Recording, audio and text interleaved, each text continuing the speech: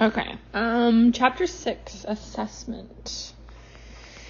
Assessment is the first step in the nursing process. Assessment establishes the baseline on which each phase of the nursing process builds. As soon as the patient's records are accessed or a patient is first observed, the process of assessment begins. Valuable information about a patient is collected during the interview, health history, and physical examination. The assessment phase of the nursing process includes much more than collection of physical data. Physical, emotional, spiritual, socioeconomic, and cultural attributes unique to the individual are considered.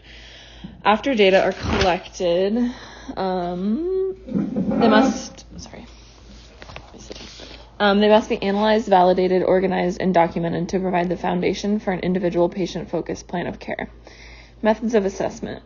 Methods through which assessment is conducted include observation, the patient interview, including the completion of a health history and review of systems, and a physical examination. Assessment proceeds in a logical and organized fashion to various degrees of depth during each patient-nurse interaction. Observation. A nurse can gather significant information about a patient's emotional condition and health status by observing the patient's affect, clothing, personal hygiene, and obvious physical conditions, such as a limp or an open wound. Using the senses of sight, hearing, and smell during the observation phase helps the nurse gather important information which can guide later aspects of the assessment process. Before initiating the patient interview, the nurse should review data collected previously by other healthcare professionals to avoid repetition. The nurse should be prepared with required forms and assessment tools to prevent disruption during the dialogue.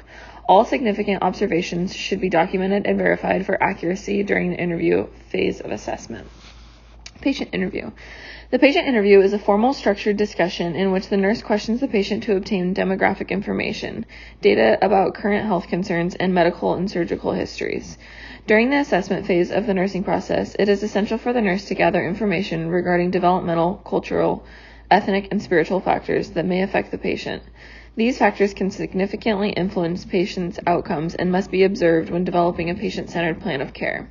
Patients who feel accepted and relaxed in the healthcare environment are more likely to disclose vital information to the nurse during the interview and physical examination. Box 6.1 lists some of the many factors that may affect patient cooperation and response to the assessment process. The patient interview consists of 3 phases: orientation, or introductory, working, and termination. Each phase contributes to the development of trust and engagement between the nurse and the patient. Orientation phase. During the orientation phase of the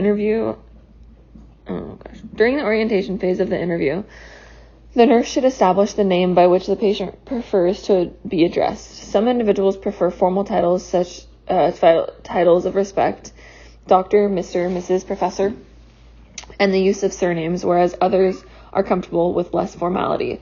How a patient is addressed is the patient's choice. The nurse should provide a professional or personal introduction and state the purpose for the interview. This introductory phase is essential for establishing trust between the nurse and the patient, which affects all future interactions. Demographic data should be collected by asking focused or closed-ended questions. More general information can be gathered by open-ended communication techniques. Identifying patient needs and determining the extent to which patients want to be involved in care planning are important aspects of the introductory phase.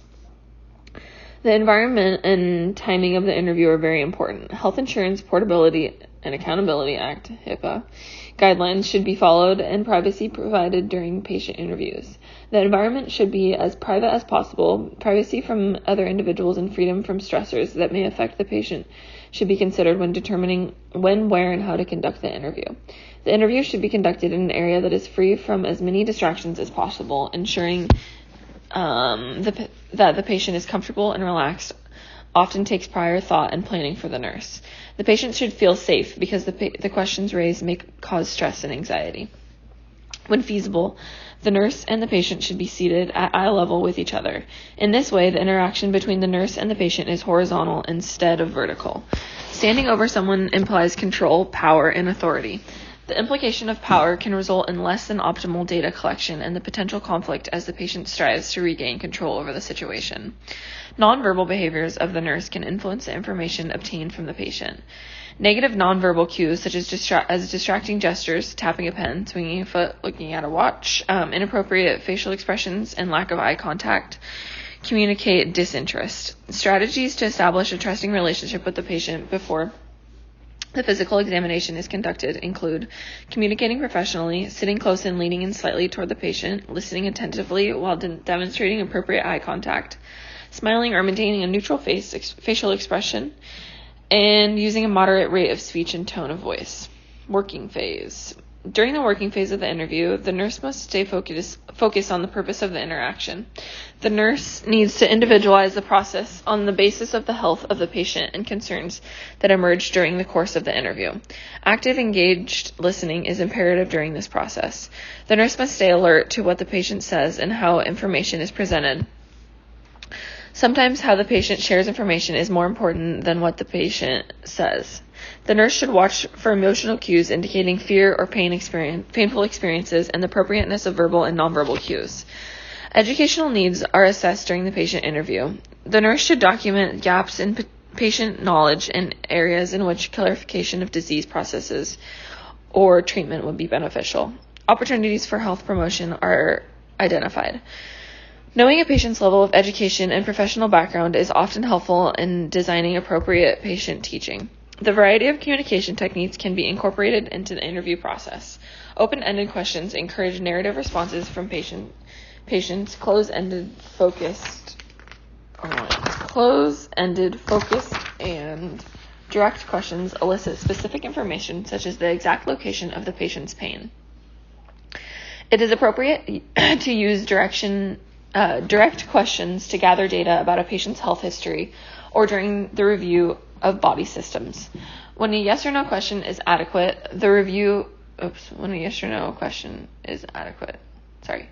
direct questions can be expanded on with open-ended questions if more extensive information is needed. Chapter 3 provides in-depth discussion on the therapeutic communication techniques that are helpful during the patient interview. During an admission interview or a thorough health history and review of systems should be conducted.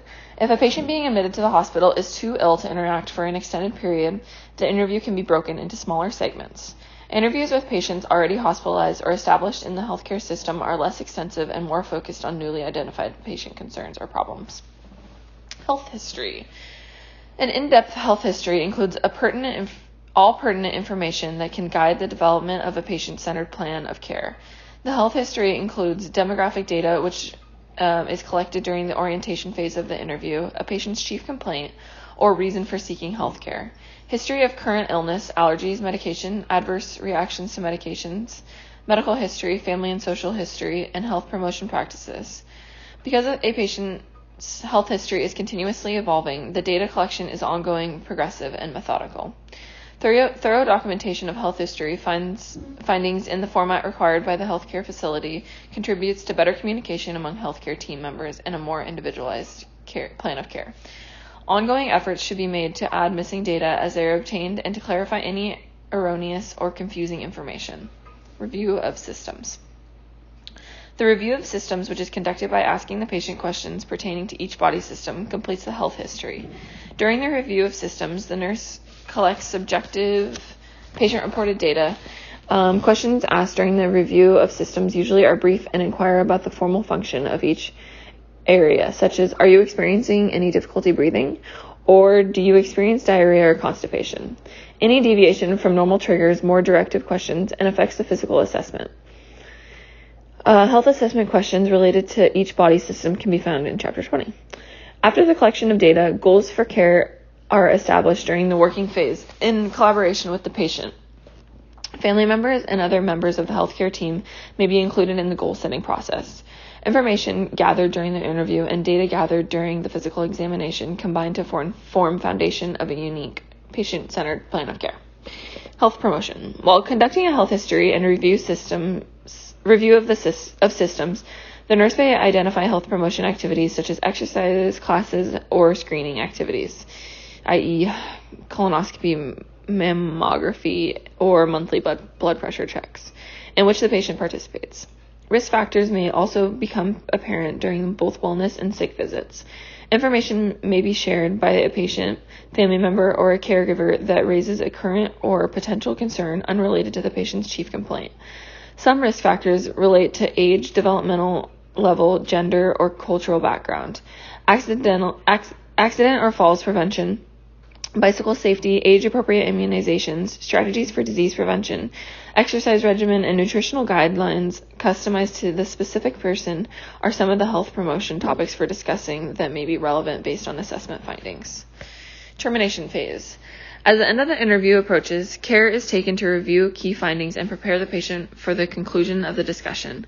This can be done effectively by summarizing and validating the information covered with the patient.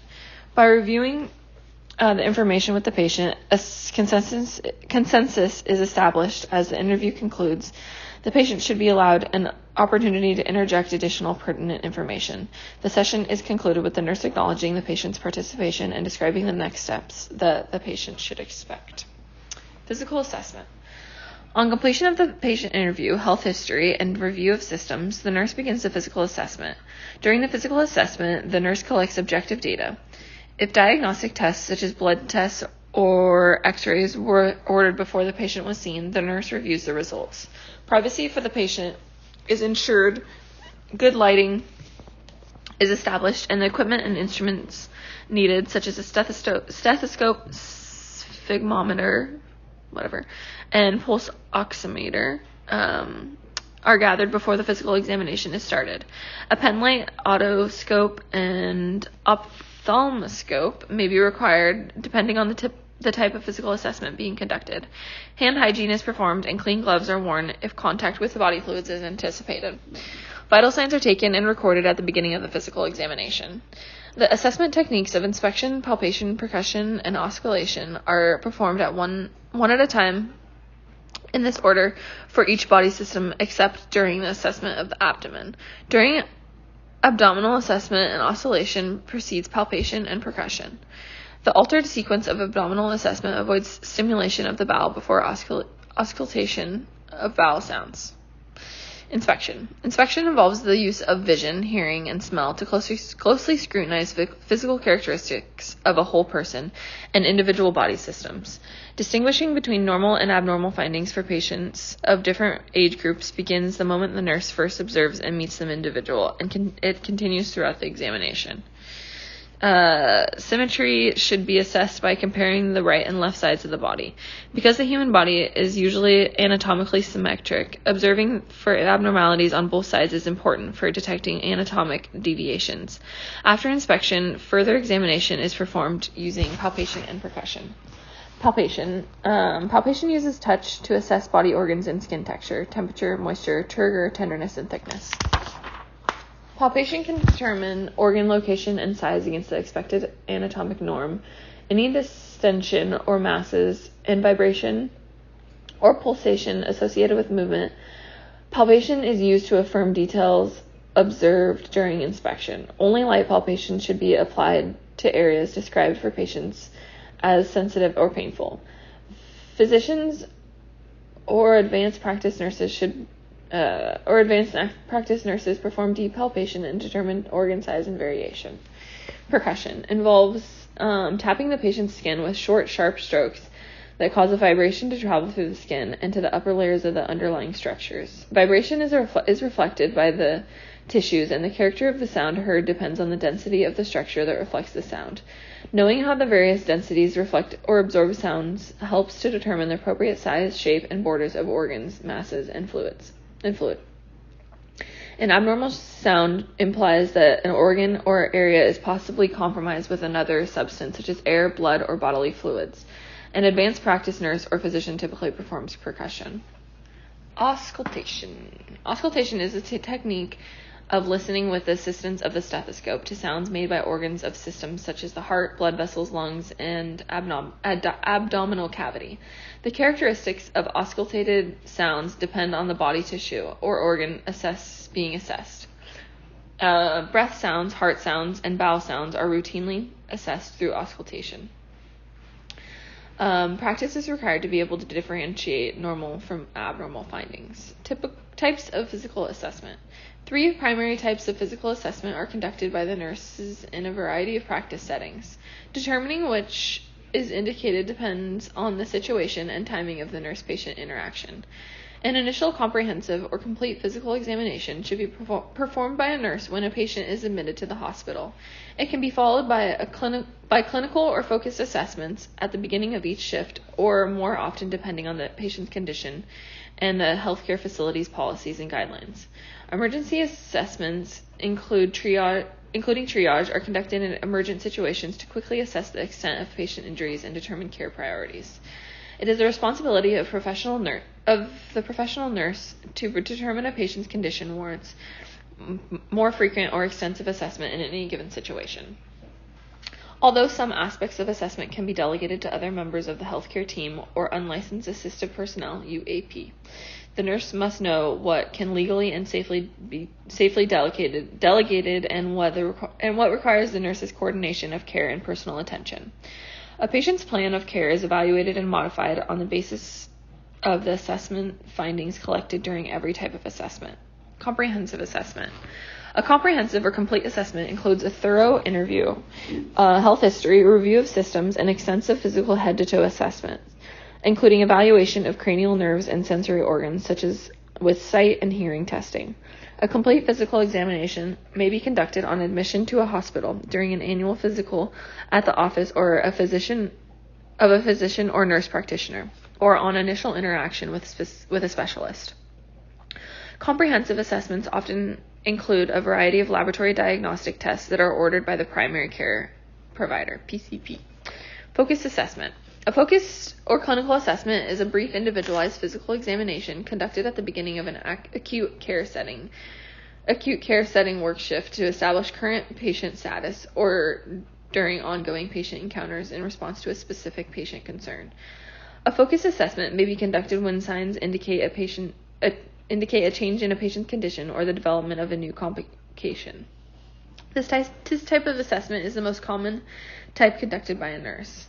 Vital signs are assessed during each focused examination, which includes assessment of the pain level and pulse oximetry readings.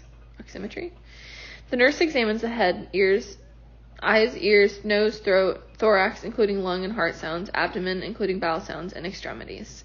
During a focused examination, edema, peripheral pulses, capillary refill, skin turgor, and muscle strength are routinely identified. Wounds, intravenous sites, supplemental oxygen levels, and delivery systems, nasogastric and G tubes, cardiac monitoring, and urinary catheters are assessed and documented.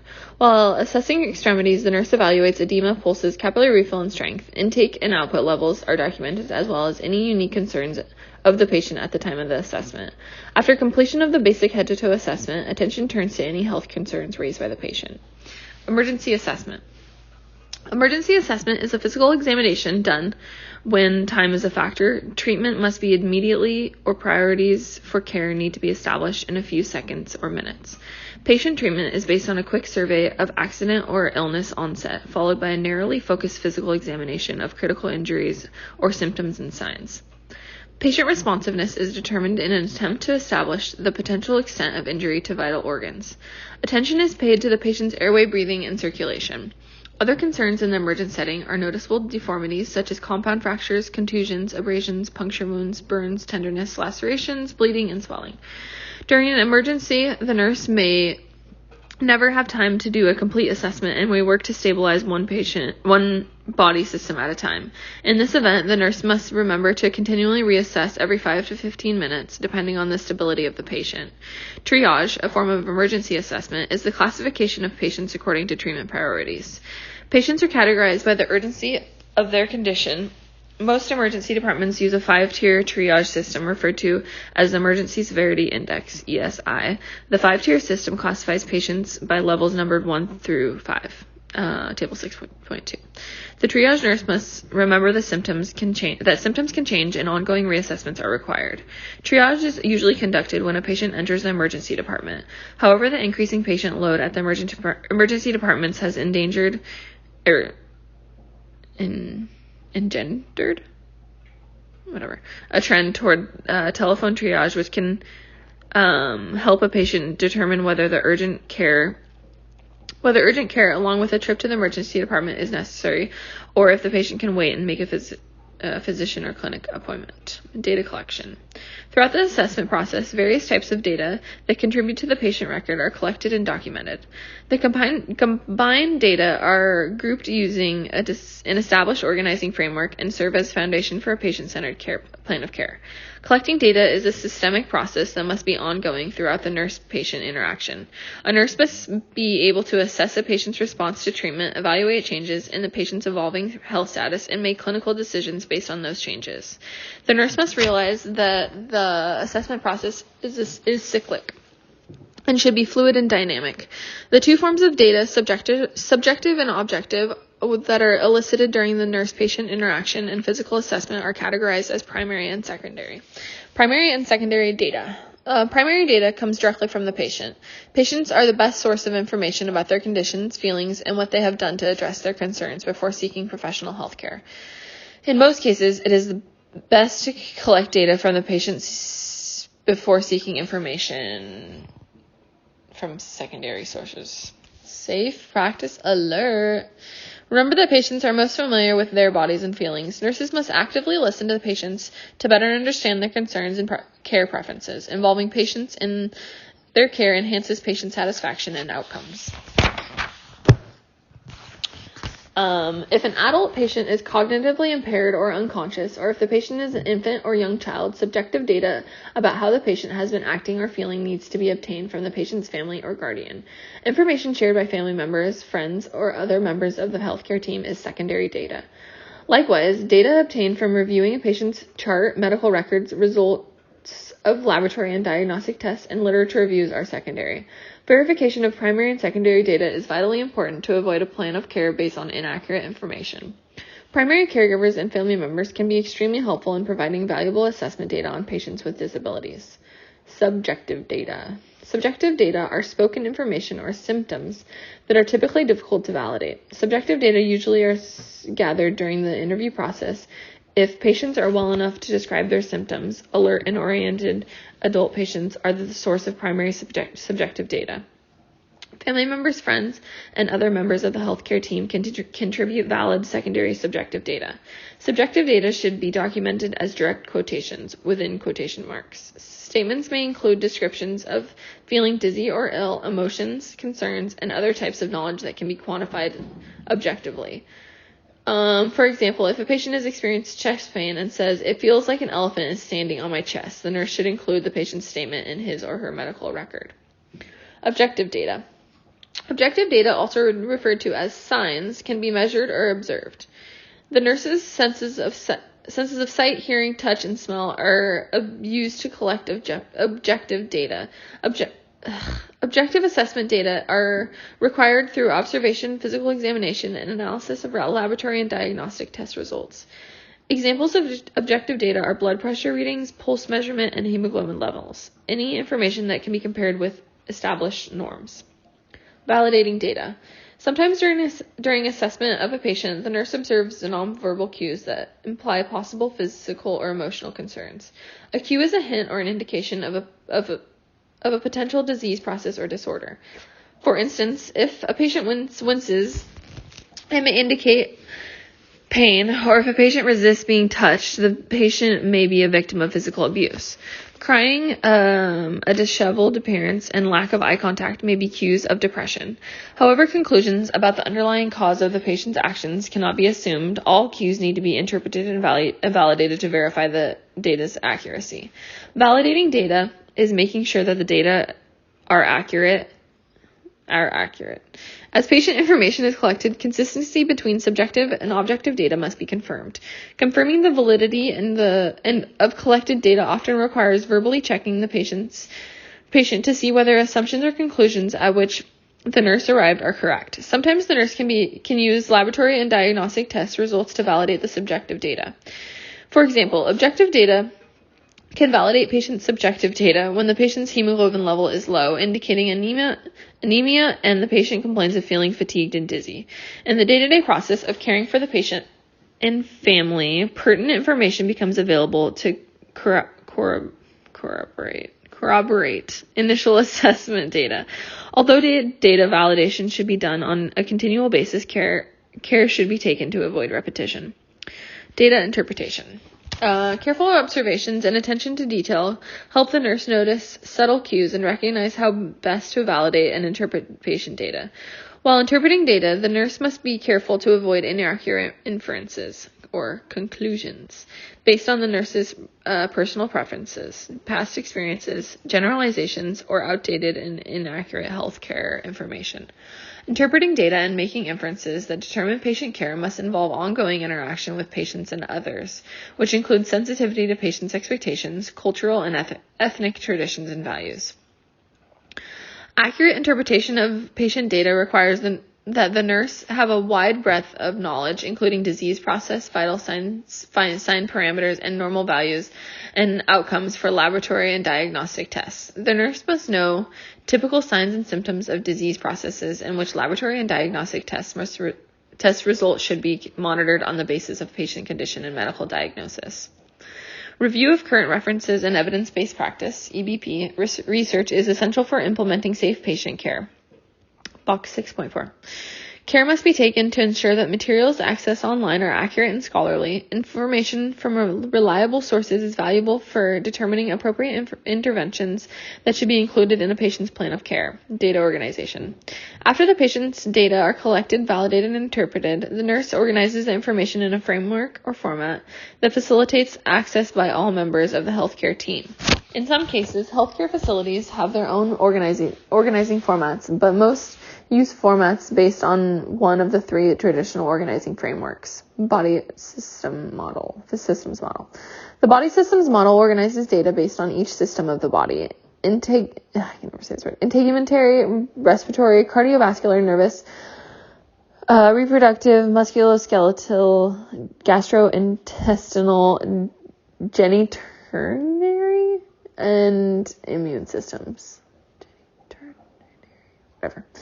It follows a sequence like the medical model for physical examination. The body systems model for data organization tends to focus on the physical aspects of a patient's condition rather than a more holistic view.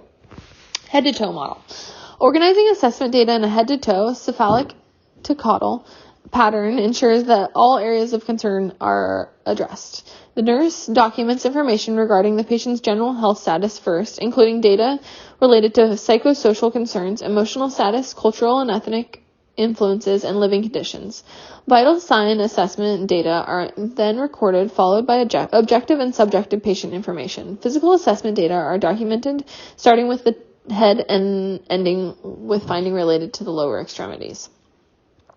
Gordon's functional health patterns. A third method of organizing health assessment data is based on areas of function. Marjorie Gordon developed functional health patterns to help nurses focus on patient strengths and related but sometimes overlooked data relationships. For instance, one of the functional health patterns is activity and exercise. In this health pattern, the patient data related to cardiac, respiratory, and musculoskeletal function are recorded because the ability of a patient to initiate and continue activity depends on the condition of the heart, lungs, and muscles and bones. Table 6.3 illustrates each functional health pattern with an example of patient assessment data that would be recorded in it. This method of organizing patient data is a more holistic approach than the others. Its comprehensive structure is beneficial when organizing vast amounts of patient information and when clustering related patient data before formulating nursing diagnosis, patient goals, and treatment outcomes. Regardless of which organizing framework is used to document patient information, it is imperative that the data be recorded accurately and in a format that is accessible to all members of the healthcare team. Factual and complete documentation facilitates comprehensive care that is responsive to patient needs. Accurate assessment is essential to the overall effectiveness of every patient-centered plan of care. Nurses must develop excellent assessment skills to accurately aid in appropriate diagnosis and treatments of their patients. And that is it.